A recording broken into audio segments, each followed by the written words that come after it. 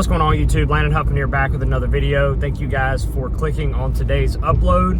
I've got something special for you. No, it's not a race day vlog, but I've got RJ and Flynn here with me, and we are headed to Statesville, North Carolina to check out a NASCAR Goodies Dash Series car.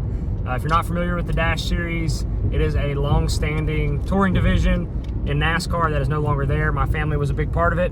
So we're gonna go down here and check this thing out. Apparently it is race ready. I don't know yet, haven't seen it. We're gonna go take you guys with us and see what we can find. So if you've been watching my channel for a while, you would understand why this is like a really big deal for me to go check out a dash car.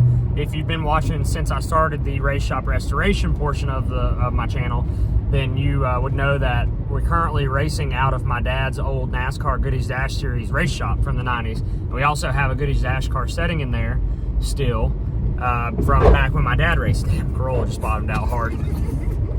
So to find one of these in race ready condition is pretty kick-ass, and we're gonna go down here. I don't know exactly how nice it's gonna be, but the goal here is, if it is nice and Steven, which is the guy who owns it, is interested in letting us take it to Hickory and test, that is my ultimate goal. I remember the Dash Series as being, I would say, what the Truck Series should be now. It's where we got to see all of our street cars that we were used to on the racetrack, and they were pretty much spot on.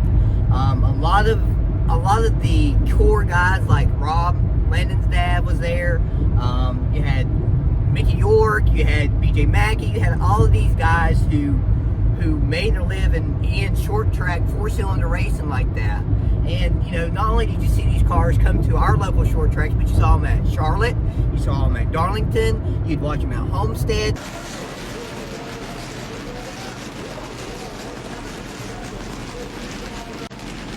FX has started its coverage, and gentlemen, you have started your engines, and welcome to the first stock car race portion of Speed Weeks, as FX is glad to be on the air, and welcome to Daytona, Florida. Great races. It's really a series that I hated to see go, because it brought a lot of people into NASCAR as well.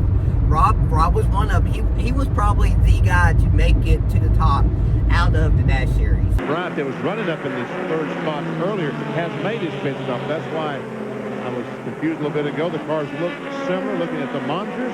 Hutto's and Bryant's I'm talking about. That is David Hutto, the 16 car, Arnold Braden automobiles. He tries his best to get by Huffman. So if you're not familiar with the Dash Series, it went from the 70s up until 2003, which NASCAR axed, and that was during the period of NASCAR where everything was getting bigger and larger and going to larger venues, and I guess NASCAR felt like there was no need for the Dash Series at that point in time, so they axed it. And like RJ said, during that time period they were racing Daytona, Charlotte, all these big tracks, but they were also a staple in your local hometown short track America, and we don't have that anymore right now. The ARCA Series is, to be honest, completely trash at this moment. No cars. I mean, the dash cars, and RJ said there are 4 bangers. So the one we're actually going to look at now is a V6. That's so right. They did, yeah. You know, towards the end of their period, they did introduce the, you know, V6. Numbers over there. Well, you see the V6 on the right as we see 16 through 30 positions. Some of these cars have V6s, some have inline 4-cylinders. We've noted the V6s on the right side. All the rest of the cars will run at inline 4-cylinder. They have about the same horsepower because of the restriction. Anyways, look up the Dash Series on YouTube. A lot of badass races. A lot of people that ran the series for years and years and years and made, like RJ said, a living in it. All right, guys, here she is. I literally can't tell you how excited I am just to look at this, but I got Mr. Steven here with me, and he has acquired this beauty. Steven, I'm gonna let you tell them where did you find this thing? Well, I like old racing stuff like you do, and so I watch the marketplaces all the time, and this car showed up on Facebook Marketplace, and when I saw it and saw some of the pictures of it, I said, holy shit, you know, and what the guy was selling it for. So I told my wife, who's not a fan of what I do, I talked her into going with me looking at it, and we got the guy to fire it up, and that was it. We did the deal right there. Within a week, it was sitting in my garage here. Do you remember whose car this was? I was trying to decipher it, I have not. You know, I've been trying to figure out whose car it was. I haven't gotten too far with it, but the roof flap, and I've seen other signs of some yellow paint. So I believe the cage has always been red, the chassis has always been red, but there was some yellow. It was a yellow car. So I did find a picture. Jake Hobgood ran a red chassis with a yellow body, and it was a Pontiac. Saw that. So that was probably, I was talking to Dad, that might be the only, Yeah. at least from that thread that I could find, that would be the only explanation. But I believe Dad hung this body, I think. That's what he said. Yeah, so Yeah. I think he did hang the body. Well, Which if he can look at it, he probably did. V6. All original, which is even cooler. It's got a set of old Bilsteins on it. Yeah, and they were set up recently for Hickory. Shocks were built for Hickory. Okay. And it's got rear end gear for Hickory. And the guy that I bought it from didn't know a whole lot of history about it, but he wanted to drive it, so he took it to Hickory for some laps, him and his buddy. He said it went great. We need a sway bar arm on this side. Yep. Looks like that one's on over there, but I've got the little plate okay. that bumps off the bottom there, but and I've looked for an arm at some of the places that have cup stuff, and it's I'm told it's more of a late model size car. Yeah, it is. Yeah, I've got sway bar arms. I'm happy to pay you for whatever parts that we need to come by. And what about those lock nuts on the? So Stephen did say that I could take this thing to Hickory and test it. And I'd mentioned to my dad earlier, and here's the catcher. Dad hasn't driven anything he hasn't raced since 2005. He got in a late model one time in 2010 for the Diversity Combine for Rev, because that's where he was working at the time. And I have been on his ass for probably the last 2 years to race something, and he won't do it because he's afraid he's gonna get the bug. But he told me that if we take this thing to Hickory, he would get in it. So that might be my biggest video ever if Robert Huffman gets back in a dash car. And it'd probably be one of the coolest days of my life. So that's the goal. But I guess now we're gonna fire this baby up and see if she'll purr. So this is the fuel cell bladders from the dash cars. Look how small they are. So 8 gallons? Yep. Or no, I think it's 8 to 10. Yeah, somewhere around there. What we did when I first started running limited late models at Hickory, I mean, this is cheating, so don't do this out there if you're watching, but we had a dash bladder. So we just put a dash bladder in my late model stock 22 gallon fuel cell, or 18 gallon fuel cell. I can't remember what a late model is. I think it's 22. I think it's 22. And so, and just filled in, put it on the left side, and then filled the bladder full of stuffing. So I ran an 8 gallon bladder in limited late model. You only run 35 laps. So. We won't tell you what car that's currently in. Yeah.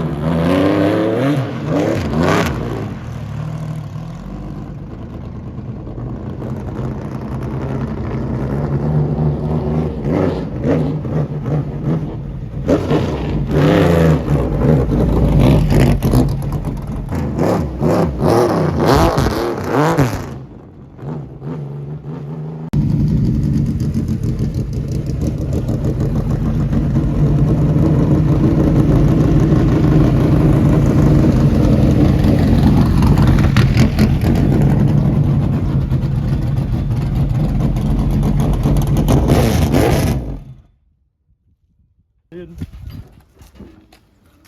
Yeah, there's painted lines in the VFW parking lot. Messing well now. We didn't see anybody over there. I don't even know what, I don't know anything about that. Didn't explain what division, but he bought it for his son, and his son didn't want nothing to do with it.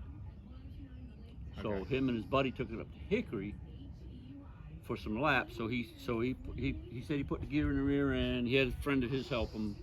He was in racing with Michael Walter. Well, I will.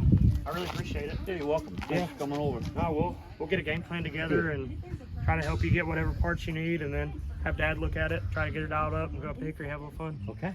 Looking forward to it. I'm excited. All right, we're heading out. Huge shout out to Mr. Steven and his wife for giving me an opportunity to check out that thing, man. It's a blast from the past. Obviously, that was a big part of my childhood, but I've never gotten to sit in one.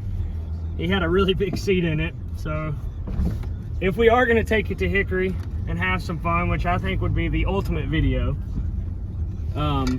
sorry for the VFW parking lot. I think that there's some work we got to do to it. I think it'll be a fun little project. Obviously, time sensitive wise, we got to make sure that it doesn't interfere with my real racing. But regardless, I hope you guys enjoyed this video as much as I enjoyed it, or enjoyed making it. And I'm excited to see what else we do with it. So thanks again. If you haven't already, hit that like button, subscribe to the channel. We're on our way to 10K, so 10K before long. And I will catch you guys in the next video. Thanks for watching.